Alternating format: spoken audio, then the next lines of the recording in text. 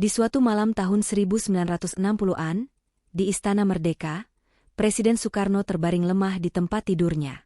Tubuhnya panas, wajahnya pucat, dan dokter-dokter terbaik di Indonesia sudah berusaha mengobatinya, tetapi penyakitnya tak kunjung sembuh. Dalam keputusasaan, salah satu ajudannya, Mayor Sudarto, memberanikan diri mengusulkan sesuatu yang tak biasa. "Pak, ada seorang dukun sakti dari Jawa Timur. Namanya Mbah Wiryodirjo. Konon, beliau bisa menyembuhkan penyakit yang tak terdeteksi dokter. Mungkin Bapak mau mencoba?" Soekarno, yang sejak kecil akrab dengan dunia spiritual, berpikir sejenak lalu mengangguk. "Baik, panggil dia." Kedatangan Mbah Wiryodirjo. 3 hari kemudian, seorang lelaki tua datang ke istana. Jubahnya putih kusam, rambut dan jenggotnya panjang.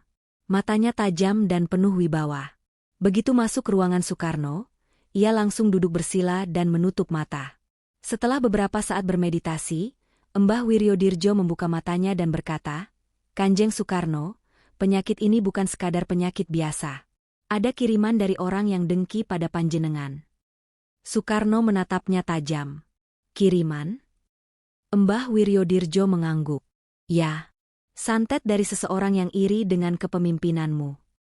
Tanpa ragu, Soekarno berkata, "Kalau begitu, tolong sembuhkan aku, Mbah." Malam itu, Mbah Wiryodirjo memulai ritual. Ia meminta air dari 7 sumur keramat dan beberapa helai rambut Soekarno. Dengan komat kamit melafalkan mantra, ia memercikan air iu ke tubuh sang presiden. Tiba-tiba, Soekarno merasakan tubuhnya panas membara, seperti ada sesuatu yang keluar dari dalam dirinya. Ia menggertakkan gigi, menahan sakit yang luar biasa. Mbah Wiryodirjo kemudian mengambil sebilah keris kecil dari kain yang ia bawa. Dengan gerakan cepat, ia mengarahkannya ke tubuh Soekarno, seolah-olah mencabut sesuatu yang tak kasat mata. Dan benar saja, mendadak Soekarno muntah cairan hitam pekat. Begitu cairan itu keluar, tubuhnya langsung terasa ringan. Wajahnya yang tadinya pucat perlahan kembali berseri. Ia menarik napas dalam-dalam dan tersenyum. "Mbah, aku merasa jauh lebih baik. Seperti beban berat telah hilang dari tubuhku." Mbah Wiryodirjo tersenyum tipis. "Santet itu sudah saya buang, Kanjeng. Sekarang panjenengan harus lebih berhati-hati. Banyak yang ingin melihat panjenengan jatuh." Soekarno mengangguk penuh hormat. Ia tak pernah melupakan jasa dukun sakti itu.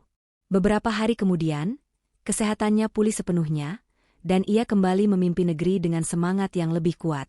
Namun, kisah tentang dukun sakti yang menyembuhkannya tetap menjadi rahasia istana, hanya dikenal oleh segelintir orang yang menyaksikan keajaiban terakhir Mbah Wiryodirjo.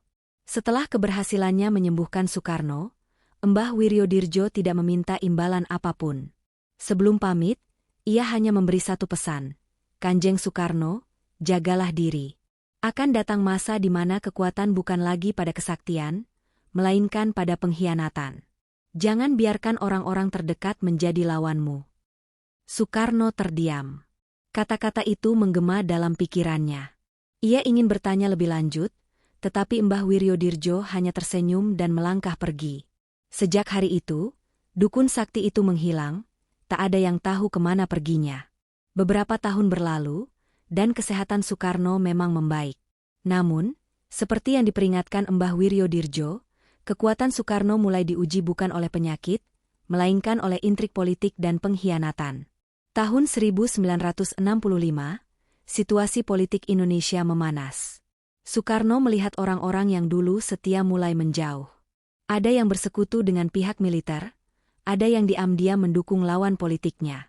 Soekarno mulai memahami makna pesan Mbah Wiryodirjo, bukan kesaktian yang akan menjatuhkannya, melainkan pengkhianatan dari orang-orang terdekat. Di malam-malam sunyi, Soekarno kadang merenung, mengingat sosok dukun sakti yang pernah menyelamatkannya. Ia berharap bisa bertemu kembali untuk bertanya tentang nasibnya, tetapi Mbah Wiryodirjo tak pernah muncul lagi. Setelah kekuasaannya melemah dan akhirnya ia dijatuhkan, Soekarno menghabiskan sisa hidupnya dalam pengasingan. Dalam kesunyian, ia sering teringat kata-kata terakhir Mbah Wiryodirjo. Suatu hari, seorang ajudan tua datang membawakan kabar, "Pak, Saya dengar ada orang yang mirip Mbah Wiryodirjo di sebuah desa terpencil di Jawa Timur. Mungkin beliau masih hidup. Mata Soekarno berbinar. Ia ingin menemui dukun sakti itu sekali lagi. Namun, kesehatannya yang makin menurun membuatnya tak bisa melakukan perjalanan jauh.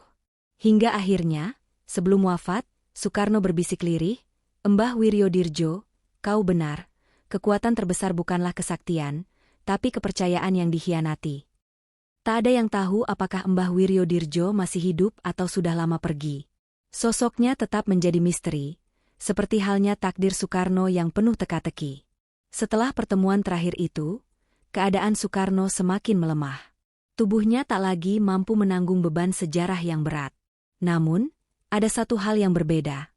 Ia tampak lebih damai, seolah telah menerima takdirnya dengan hati yang lapang. Para ajudan yang setia menemaninya dalam hari-hari terakhir sering melihatnya tersenyum sendiri, menatap keluar jendela, seakan berbicara dengan seseorang yang tak kasat mata. Suatu malam, salah satu ajudannya, Letnan Subagio, memberanikan diri bertanya, "Bapak, apakah Bapak baik-baik saja?" Soekarno tersenyum samar, matanya menerawang jauh. "Aku telah bertemu dengan seorang sahabat lama. Ia mengingatkanku bahwa yang terpenting bukanlah bagaimana kita pergi, tetapi apa yang kita tinggalkan."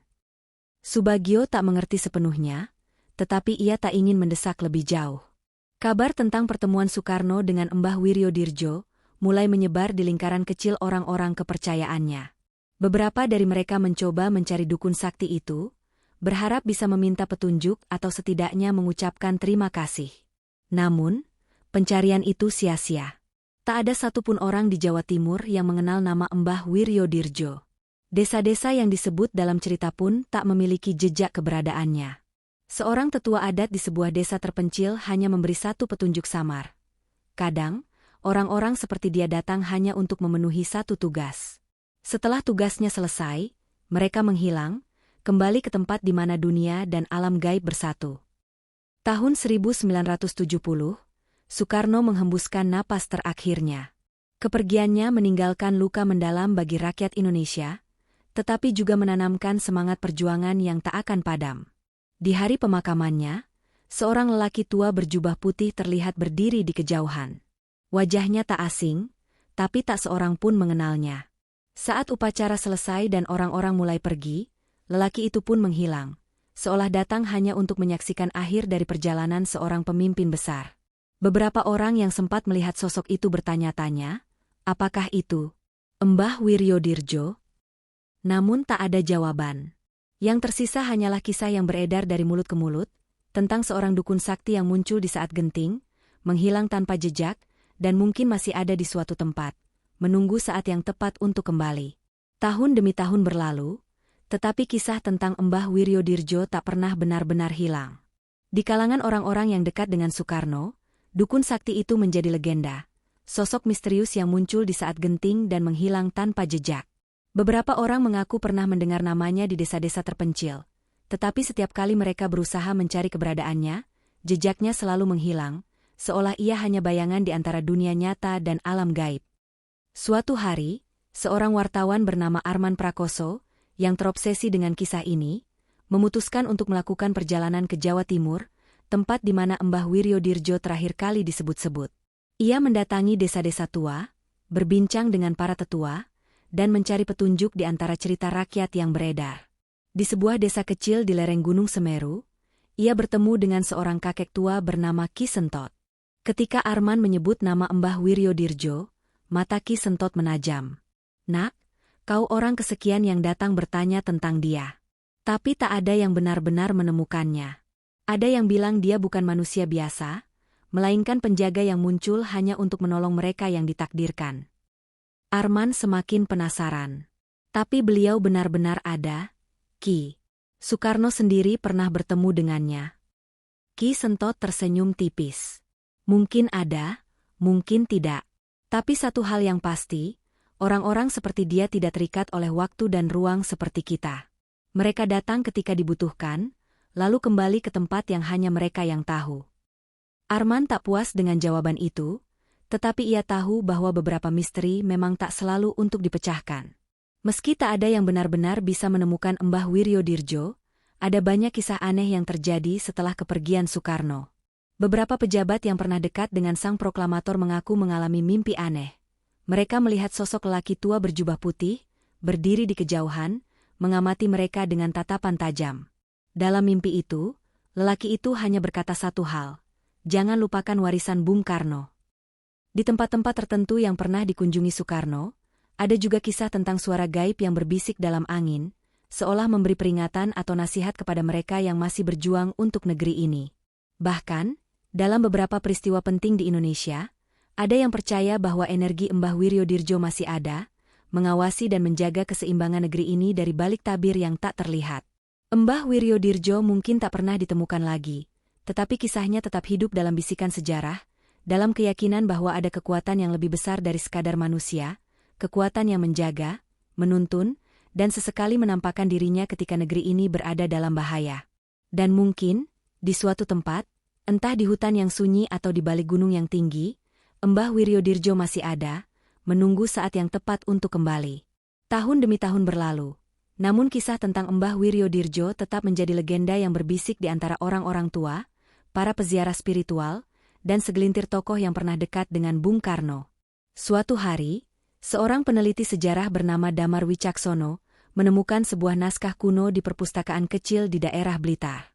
Naskah itu ditulis dengan aksara Jawa kuno, dan tampaknya sudah berusia lebih dari 1 abad. Saat Damar menerjemahkannya, ia menemukan sesuatu yang membuatnya tertegun.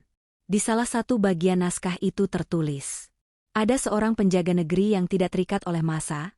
Ia muncul ketika pemimpin besar membutuhkan terang di tengah kegelapan. Ia bukan manusia biasa, bukan pula roh sepenuhnya. Ia adalah sang perantara antara dunia nyata dan tak kasat mata. Damar merasa bulu kuduknya meremang.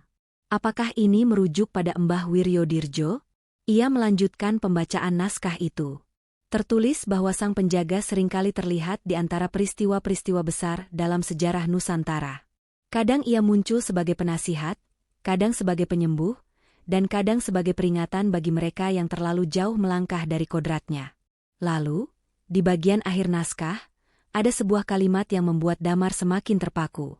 Ia akan muncul kembali ketika negeri ini berada di persimpangan, ketika kepemimpinan diuji, dan ketika sang penjaga merasa bahwa tugasnya belum selesai. Pada tahun-tahun berikutnya, ketika para pemimpin Indonesia menghadapi tantangan besar, muncul desas-desus aneh.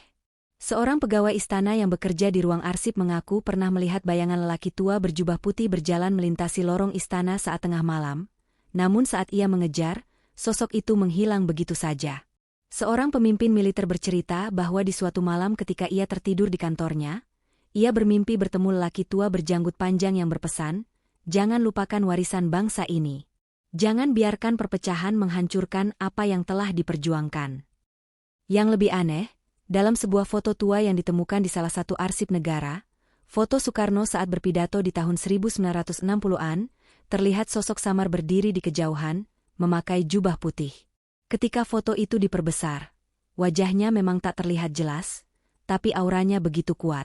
Apakah itu Mbah Wiryodirjo? Tak ada yang tahu pasti. Hingga kini, kisah tentang Mbah Wiryodirjo tetap menjadi misteri. Ada yang percaya ia masih ada, mengamati negeri ini dalam diam. Ada pula yang yakin bahwa ia telah kembali ke tempat asalnya, menunggu waktu yang tepat untuk muncul kembali. Mungkin, di saat Indonesia benar-benar berada di titik genting, ketika negeri ini menghadapi ujian besar, sosok itu akan kembali, membawa petuah dan kekuatan seperti yang pernah ia berikan kepada Bung Karno. Dan sampai hari itu tiba, namanya tetap hidup dalam bisikan sejarah, dalam cerita yang diwariskan dari generasi ke generasi. Karena sosok seperti Mbah Wiryodirjo tak pernah benar-benar pergi.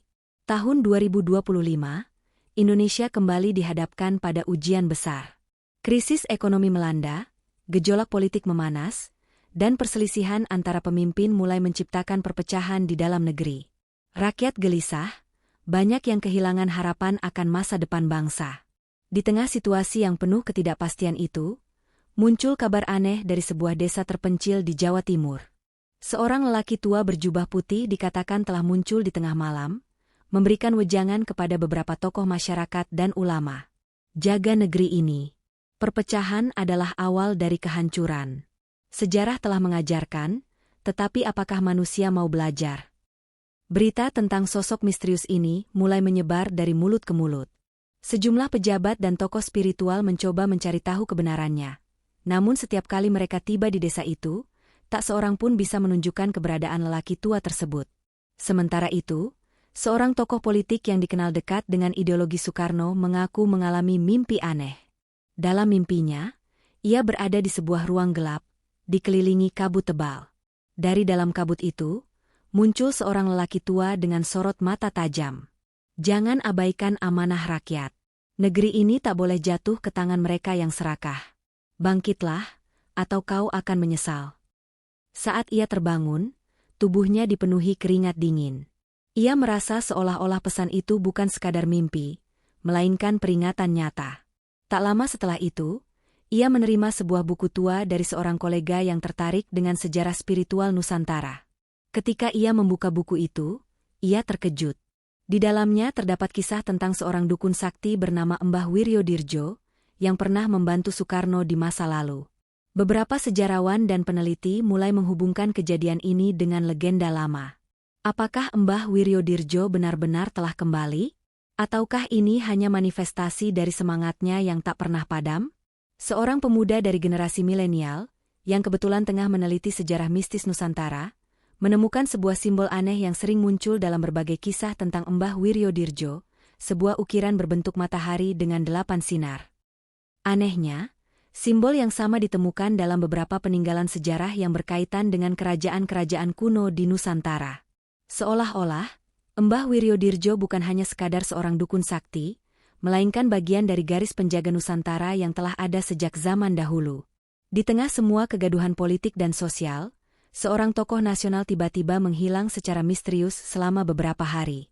Ketika ia kembali, ia tampak berbeda, lebih tenang, lebih berwibawa, dan seolah memiliki pemahaman yang lebih dalam tentang arah bangsa ini.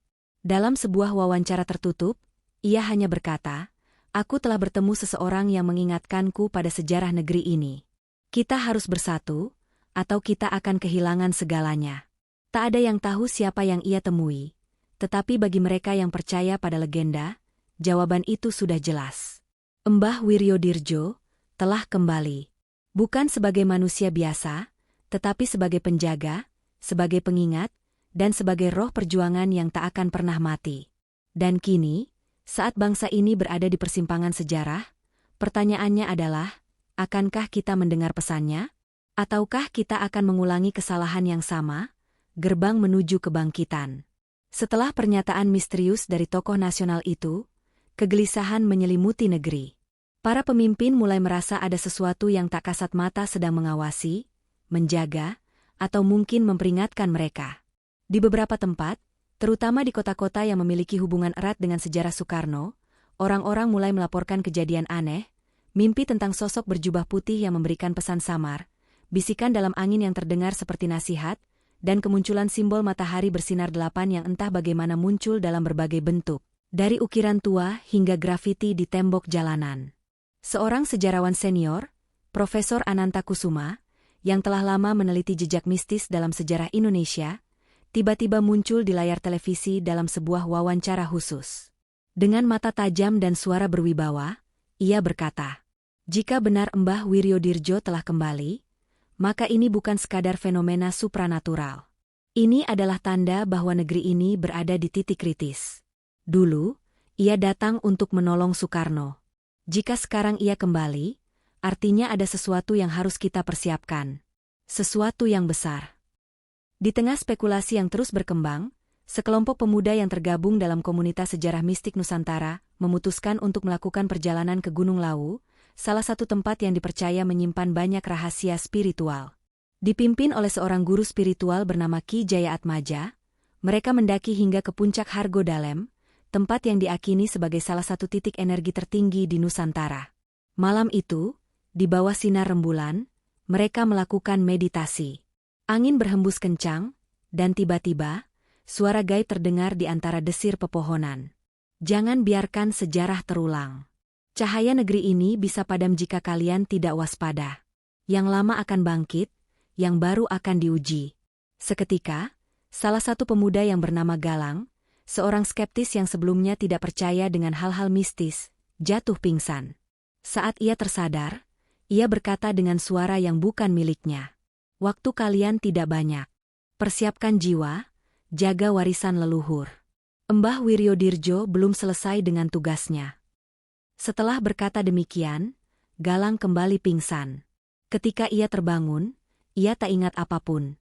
Namun, seluruh rombongan tahu, mereka baru saja menjadi saksi sesuatu yang luar biasa. Tak lama setelah kejadian di Gunung Lawu, seorang pejabat tinggi yang dikenal memiliki hubungan kuat dengan warisan Bung Karno mengundurkan diri secara tiba-tiba. Dalam pernyataan tertulisnya, ia mengatakan, ada kekuatan yang lebih besar daripada politik, lebih tua dari kekuasaan. Saya telah diberi tanda. Negeri ini harus bersatu, atau kita akan jatuh ke dalam kehancuran yang lebih dalam daripada yang pernah kita alami. Masyarakat mulai bertanya-tanya, apakah ini peringatan terakhir sebelum sesuatu yang besar terjadi? Di tempat-tempat tertentu, orang-orang yang percaya pada legenda mulai mengadakan doa dan meditasi, berharap bisa mendapatkan petunjuk lebih lanjut. Namun, di tengah ketidakpastian itu, satu hal menjadi jelas, Mbah Wiryodirjo belum selesai dengan tugasnya. Bayangan di balik kekuasaan. Di tengah kegelisahan yang melanda negeri, para pemimpin mulai merasakan kehadiran sesuatu yang tak terlihat. Beberapa pejabat tinggi mengalami mimpi aneh yang berulang. Mereka melihat seorang lelaki tua berjubah putih berdiri di depan sebuah gerbang besar, dengan mata yang penuh kebijaksanaan sekaligus peringatan. Salah satu pejabat, seorang menteri yang selama ini dikenal dekat dengan ideologi Bung Karno, mengaku pernah merasakan kehadiran sosok itu di ruang kerjanya. Malam itu, ketika ia lembur sendirian di kantornya, lampu tiba-tiba berkedip-kedip. Udara menjadi dingin, dan dari sudut ruangan, ia mendengar suara pelan. Waktu semakin dekat. Bersiaplah. Ia berbalik dengan cepat, tetapi ruangan itu kosong. Hanya ada bayangan samar di dinding yang perlahan memudar. Kejadian ini tidak hanya dialami oleh satu orang. Beberapa tokoh nasional lainnya melaporkan mengalami fenomena serupa, bisikan dalam mimpi, bayangan di sudut mata, atau suara samar yang terdengar dalam kesunyian malam. Apakah ini pertanda bahwa Mbah Wiryodirjo benar-benar sedang bergerak di balik layar? Sementara itu, di berbagai daerah, masyarakat mulai merasakan energi yang berbeda. Para tokoh spiritual dan pemimpin adat mulai mengingatkan pentingnya kembali ke nilai-nilai warisan leluhur. Di pesantren-pesantren, para kiai mulai berbicara tentang kebangkitan kesadaran nasional. Di kelompok-kelompok spiritual, diskusi tentang sejarah Nusantara semakin ramai. Seorang aktivis muda, yang selama ini meneliti jejak mistis dalam sejarah perjuangan Indonesia, menemukan sesuatu yang mengejutkan. Pola kejadian ini pernah terjadi sebelumnya, setiap kali Indonesia berada di ambang perubahan besar. Mbah Wiryodirjo bukan sekadar legenda. Ia adalah simbol dari sesuatu yang lebih besar, kesadaran bangsa ini sendiri. Ketika negeri ini dalam bahaya, ia muncul bukan hanya sebagai sosok, tetapi sebagai peringatan bahwa kita harus memilih jalan yang benar. Pada suatu malam, di sebuah padepokan tua di Yogyakarta, seorang lelaki sepuh yang dikenal sebagai penjaga ilmu-ilmu warisan leluhur mengumpulkan murid-muridnya. Dengan suara yang tenang namun penuh wibawa, ia berkata, "Sudah lama kita menunggu tanda-tanda ini. Negeri ini sedang diuji, dan penjaga lama telah kembali untuk mengawasi. Tapi ingat, tidak semua yang ada di balik tabir adalah sahabat. Akan ada yang mencoba memanfaatkan kegelapan, akan ada yang ingin mengaburkan cahaya. Kalian harus bersiap." Malam itu, angin bertiup lebih kencang dari biasanya. Di kejauhan, beberapa orang mengaku melihat bayangan seorang lelaki tua berdiri di puncak bukit, mengamati negeri ini dari kejauhan. Mbah Wiryodirjo telah kembali, bukan untuk memihak siapapun. Bukan untuk sekadar menjadi legenda, tetapi untuk memastikan bahwa Indonesia memilih jalannya dengan benar. Dan bagi mereka yang masih bisa mendengar suaranya, pesan terakhirnya sudah jelas, bersiaplah. Sejarah akan terulang, tetapi bagaimana akhirnya, itu ada di tangan kalian. Di berbagai penjuru negeri, orang-orang mulai berbicara tentang peringatan yang datang dari tempat-tempat yang tidak terduga. Para ulama, pemimpin adat, dan tokoh spiritual semakin sering mendapatkan firasat yang sama, Indonesia sedang menuju titik kritis, dan sesuatu yang besar akan segera terjadi. Di Jakarta, Seorang jurnalis investigasi bernama Reza mulai menghubungkan titik-titik kejadian yang tampaknya terpisah. Ia menemukan bahwa setiap pemimpin besar yang mengalami mimpi atau mendapat bisikan misterius memiliki satu kesamaan. Mereka semua pernah membaca atau setidaknya mendengar tentang legenda Mbah Wiryodirjo. Saat ia semakin dalam meneliti, ia menemukan satu dokumen rahasia yang tersimpan di Arsip Nasional. Dokumen itu, yang berasal dari tahun 1960-an, berisi catatan pribadi seorang ajudan Soekarno. Di dalamnya tertulis sebuah kalimat yang membuatnya merinding. Jika negeri ini terancam oleh kehancuran dari dalam, penjaga lama akan kembali. Tapi ia tidak akan muncul dalam bentuk yang sama. Hanya mereka yang hati dan pikirannya bersih yang dapat melihat dan mendengar pesannya. Reza merasa bulu kuduknya berdiri. Apakah ini berarti Mbah Wiryodirjo sudah kembali, tetapi dalam bentuk yang berbeda? Di lingkaran kekuasaan, ketegangan semakin meningkat. Keputusan-keputusan penting terasa semakin sulit dibuat, seolah ada kekuatan yang menghalangi kehendak mereka yang tamak. Beberapa pejabat yang sebelumnya begitu percaya diri dalam korupsi dan permainan politik kotor tiba-tiba mundur, tanpa alasan yang jelas. Sebagian mengalami mimpi buruk yang terus berulang. Dalam mimpi itu, mereka melihat seorang lelaki tua berjubah putih menatap mereka tanpa berkata apa-apa, hanya dengan tatapan yang begitu tajam hingga menusuk ke dalam hati. Mereka yang mengabaikan mimpi itu mulai mengalami kejadian aneh. Ada yang kehilangan suara saat hendak berpidato, ada yang tiba-tiba sakit tanpa sebab medis yang jelas, dan ada yang merasa terus-menerus diawasi oleh sesuatu yang tak terlihat. Di sisi lain, mereka yang tetap berpegang pada nilai-nilai perjuangan justru merasa seolah mendapatkan energi baru. Para pemimpin muda yang ingin membangun negeri dengan jujur dan bersih, mulai merasakan semangat yang lebih besar, seolah ada dorongan tak kasat mata yang membantu mereka melawan arus kejahatan yang mengakar. Seorang penasihat senior yang telah lama bekerja di pemerintahan membisikkan sesuatu kepada rekannya. Sepertinya ada tangan yang tidak terlihat sedang mengatur ini semua. Mungkin ini peringatan terakhir sebelum sesuatu yang lebih besar terjadi. Sementara itu, di Gunung Lawu, tempat yang diakini sebagai salah satu titik energi spiritual Nusantara, seorang pertapa tua yang dikenal sebagai Ki Jagasatru akhirnya angkat bicara setelah bertahun-tahun bertapa dalam kesunyian. Di hadapan para murid dan peziarah yang datang kepadanya, ia berkata, "Sang penjaga telah bergerak. Tapi ingat, ia tidak datang untuk menyelamatkan, melainkan untuk mengingatkan. Pilihan tetap ada di tangan kita. Apakah negeri ini akan bangkit atau jatuh semakin dalam? Akan ada ujian terakhir, dan setelah itu, Indonesia akan memasuki era yang baru."